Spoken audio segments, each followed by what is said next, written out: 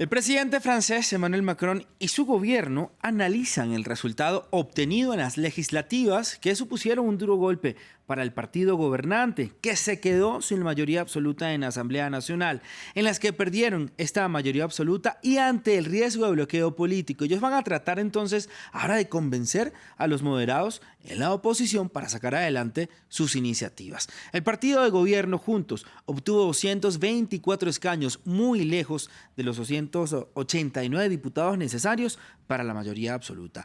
En segundo lugar llega NUPES de izquierda, que ganó 149 escaños, de los cuales 86 son para la Francia insumisa de Jean-Luc Mélenchon, mientras que la agrupación nacional logró un enorme avance, con 89 diputados en esta nueva asamblea, irrumpiendo como la tercera fuerza en el Parlamento francés.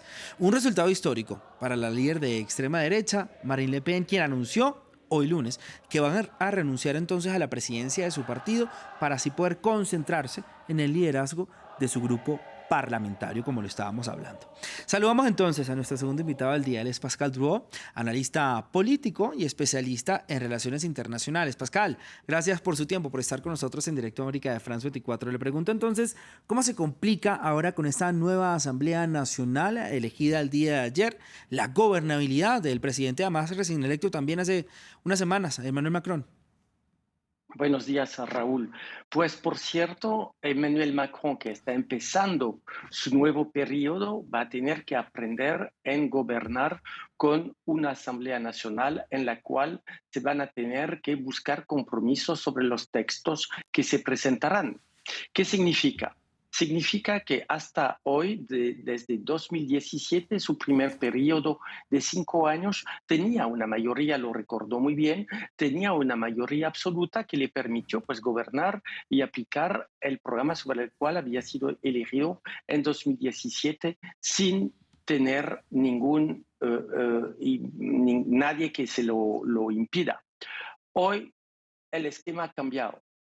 Recordó que la mayoría en el Parlamento francés, que cuenta 577 diputados, es de 289. Por cierto, Juntos, la plataforma sobre la cual se unieron unas fuerzas políticas que apoyaban a Emmanuel Macron, llegan oficialmente a 245 sillas, 245, es decir, lejos de la mayoría absoluta, pero siendo el primer partido representado en el Parlamento. La segunda fuerza es la fuerza de la izquierda unida, la NUPES, en la cual existe la fuerza de la Francia insumisa de Mélenchon, lo recordó, 131 sillas.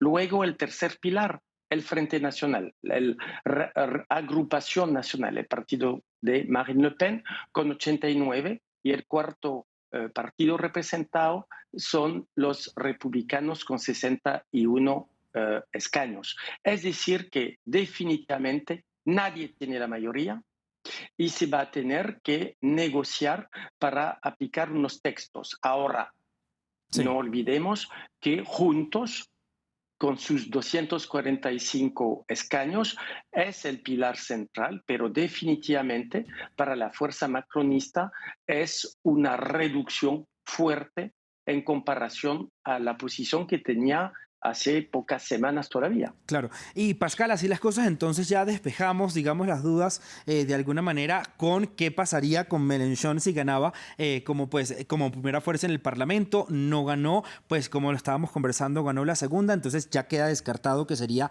el primer ministro francés. Pero su fuerza política, Sí. como ya también lo estamos diciendo, quedó como segunda. ¿Qué podemos esperar de Mélenchon y esta segunda fuerza de izquierdas con la coalición NUPES? Sí, entonces, primero, Jean-Luc Mélenchon no era candidato a diputado.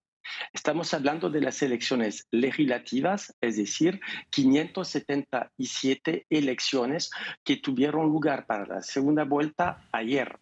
577 realidades. Jean-Luc Mélenchon es el líder de la Francia insumisa, tomó un leadership sobre la NUPES, que constituyó con fuerzas políticas otras, como el Partido Socialista, pero también el Partido Comunista. Ahí se compuso una plataforma. La Francia insumisa cuenta diputados por casi 90 en la NUPES, pero él no será diputado porque no era candidato a diputado. Ok, Es decir, que es un líder, es muy importante, sí, es un líder externo entonces físicamente a la Asamblea Nacional.